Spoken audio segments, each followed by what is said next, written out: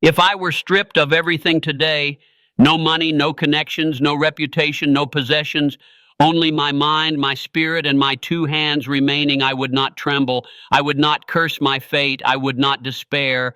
I would see instead the greatest opportunity of all, the chance to prove once again that true wealth is not built from gold or silver, but from the inexhaustible power of the human spirit. You must understand this truth. Wealth is not money. Wealth is not numbers in a bank account nor jewels locked away in a vault. Wealth is the ability to think with clarity, to dream with precision, to act with relentless persistence, and to mold the invisible substance of thought into the tangible reality of achievement. A man with dollars but without vision is poor. A man with vision but without dollars is only temporarily broke. The first is a beggar with riches. The second is a king in disguise. If I had to start again from nothing, I would begin not by chasing money, but by mastering my mind. For the mind is the workshop of riches. Every fortune that has ever been built began first as an idea, fragile and unseen, whispered only in the imagination of one person bold enough to believe. Andrew Carnegie was not handed steel mills. He was handed the dream of efficiency, the vision of an empire that could be created from the power of industry. Henry Ford was not given a factory. He was given the idea that the common man deserved an automobile. Edison was not handed light. He seized the idea that darkness itself could be conquered. If you would build wealth from nothing, the first raw material you must gather is not capital, but clarity.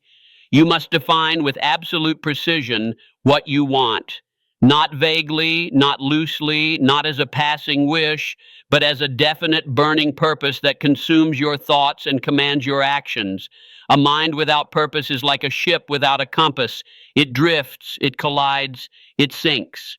But a mind fixed on a clear and definite goal becomes magnetic, drawing to itself the people, resources, and opportunities necessary to fulfill its vision.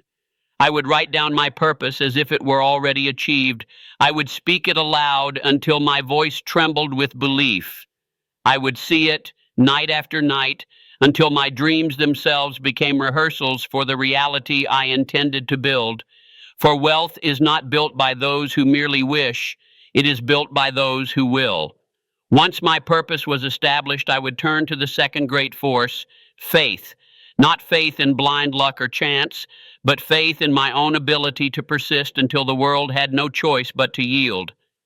When Lincoln faced defeat after defeat, when doors slammed shut, when ridicule and failure pressed upon him, he leaned not on the world's approval, but on an unshakable faith that destiny had called him to serve.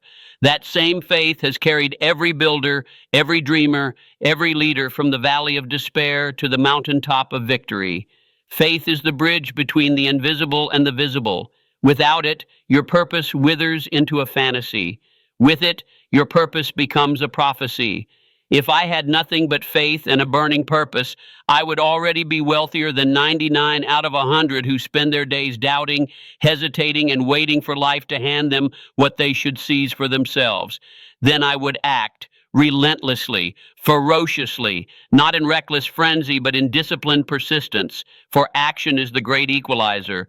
It matters not whether you start with nothing or with millions. If you act daily with focus and precision, you will build momentum that no obstacle can resist. I would trade my hours not for wages, but for learning.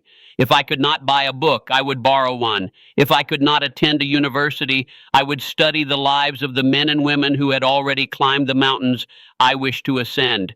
For every fortune leaves behind a map, and every great achievement leaves behind clues. Edison left clues, Carnegie left clues, Hill himself left clues, and these clues are free to the man who hungers for them. While others waste their evenings on entertainment, I would devote mine to mastery. While others spend their mornings in idleness, I would rise early, sharpening my mind, conditioning my body, preparing my spirit for the battles of the day. Each hour invested in growth compounds until the man who once had nothing possesses skill, insight, and strength that no economy can ever strip away. From there, I would surround myself with a circle of allies, not companions of convenience, but a mastermind of individuals whose knowledge, courage, and vision would combine with mine to form a force greater than any one man could summon. Ford had his engineers, Edison had his assistants, Carnegie had his managers. No fortune is ever built alone. Wealth multiplies where minds unite in harmony, driving toward one purpose with shared belief. The noise of the world is deafening. Everywhere you look, someone is flaunting success. Someone is racing ahead. Someone is achieving the very dream you once whispered to yourself in silence.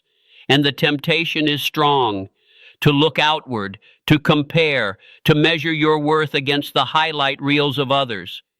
But let me tell you with the fire of absolute certainty, the surest way to lose is to spend your life staring at another man's race. The path to greatness does not begin by chasing shadows. It begins the moment you turn inward and declare, my focus belongs to me, my energy belongs to me, my destiny belongs to me. Think of the mighty oak. When it was a seed beneath the soil, it did not look left or right at the other seeds. It did not worry about the rain that fell on another field. It did not envy the sunshine on a nearby tree. It focused only on pushing its roots deeper, reaching upward, growing, expanding its whole until it towered above the forest. That is the law of life. Growth belongs to those who focus inward. Every empire you admire today was built by a man or woman who at one point was invisible, unknown, overlooked. Henry Ford was dismissed as a dreamer, tinkering with machines that would never replace the horse. Walt Disney was told he lacked imagination. Oprah Winfrey was fired from her first television job, told she wasn't fit for the screen. And yet each one of them made a decision to focus on their own vision, to cultivate their own soil, to silence the noise of critics and doubters until the world could no longer ignore what they had built. That is the secret the world hides in plain sight. Success is not about being better than others. It is about being relentless with yourself. When you pour all of your attention into your own growth, into your craft, into your vision, something miraculous happens. Comparison dies, envy fades, and what remains is pure, unstoppable progress. The greatest thief of destiny is distraction. And in this modern age, distraction wears 1,000 masks. The glowing screen in your pocket, the endless scroll of other people's lives, the urge to measure your worth by likes, followers, applause. But while you are watching them, your own dream is starving. While you are clapping for their wins, your own victory is delayed. The one who focuses outward remains forever behind. The one who turns inward, who says, I will master my hours, I will sharpen my mind, I will discipline my body, I will forge my character, becomes unstoppable. When Andrew Carnegie was asked the secret to his fortune, he did not say luck. He did not say connections. He said the ability to focus on one definite purpose until it is achieved. That is the principle Napoleon Hill carried into his philosophy. Definiteness of purpose, backed by faith, carried forward with persistence. So ask yourself with ruthless honesty, what is distracting you? Where is your energy leaking? How much of your life is wasted measuring someone else's progress instead of building your own? Because the man who wins is not the one who starts with the most talent or the loudest applause. He is the one who takes his focus, sharpens it like a blade, and carves out his destiny with daily action. Do not let envy corrupt your spirit. Do not let comparison poison your vision. Look in the mirror and remind yourself, this is my competition. This is the man I must outgrow. This is the woman I must outwork. Each day, your task is simple: to become a fraction stronger than you were yesterday, to think a little clearer, to act a little bolder, to persist a little longer. The mountain is not conquered in one leap. It is conquered by placing one deliberate step after another, eyes fixed on the summit, heart burning with purpose. Do not look to the climbers around you. Some will sprint, some will stumble, some will stop altogether. Keep your eyes on your own climb, because when you reach the peak, the view belongs to you alone. There will be voices, oh, there will always be voices. Critics who mock, friends who doubt, strangers who whisper that you are wasting your time. But remember, no statue was ever built for a critic. No empire was ever raised by a doubter. The world belongs to the builders, the dreamers, the focused few who keep their vision locked on their purpose until the dream is flesh and blood, brick and stone, reality itself. The journey is long, the nights are lonely, the setbacks are certain, but each test is sharpening you, each delay is tempering your spirit, each rejection is forcing you inward to build strength no applause could ever give. That is the price of greatness, and it is a price only the focused are willing to pay. To train your aura to attract wealth, you must first cleanse it of the poisons that block prosperity: fear, envy, resentment, and doubt. They cling to your energy like rust on metal, corroding your natural magnetism.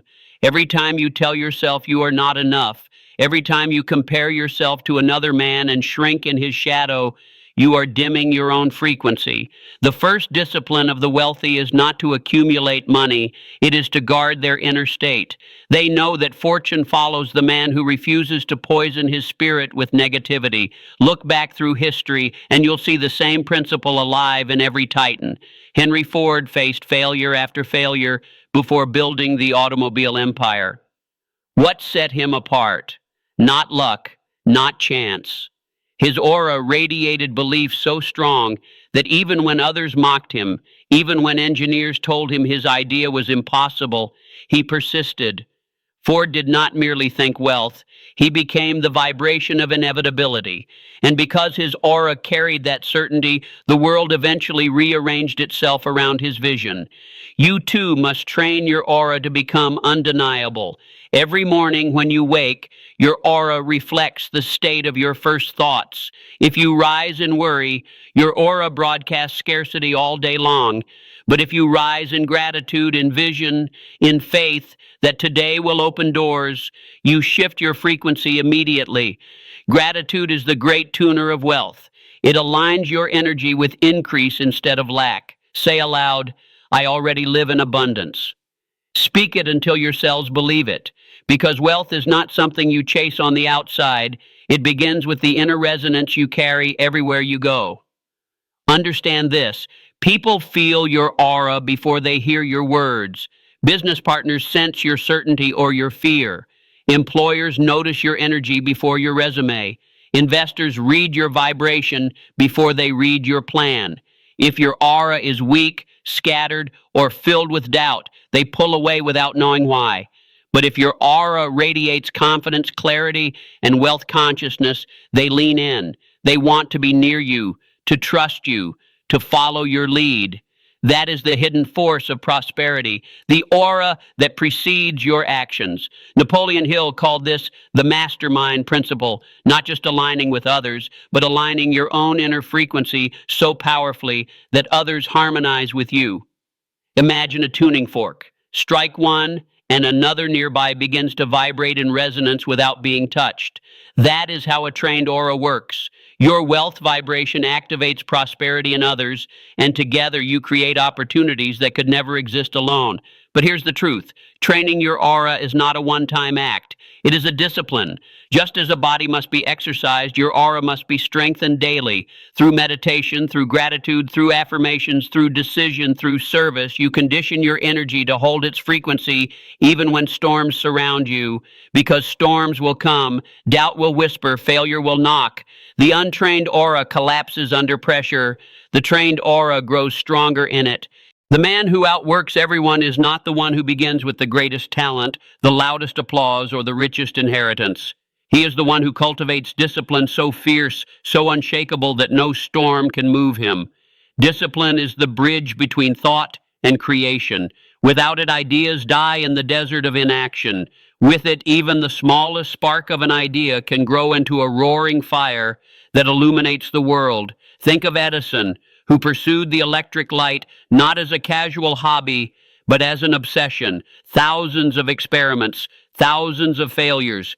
Yet each night, when others slept in comfort, he returned to the laboratory, burning the midnight oil so that we might one day have light in the darkness. That is discipline, not glamorous, not instantly rewarding, but relentless. Discipline is not a punishment, it is freedom. Freedom from regret, freedom from mediocrity, freedom from the chains of wasted potential. When you live without discipline, you live in chaos. Your time stolen, your energy scattered, your future buried under the debris of excuses. But when you master discipline, you master yourself. And the man who masters himself can master any destiny. Ask yourself, how many mornings have you surrendered to the comfort of sleep when greatness demanded you rise? How many hours have you given away to trivial distractions when your vision demanded focus? How many times have you chosen convenience over commitment and comfort over conquest?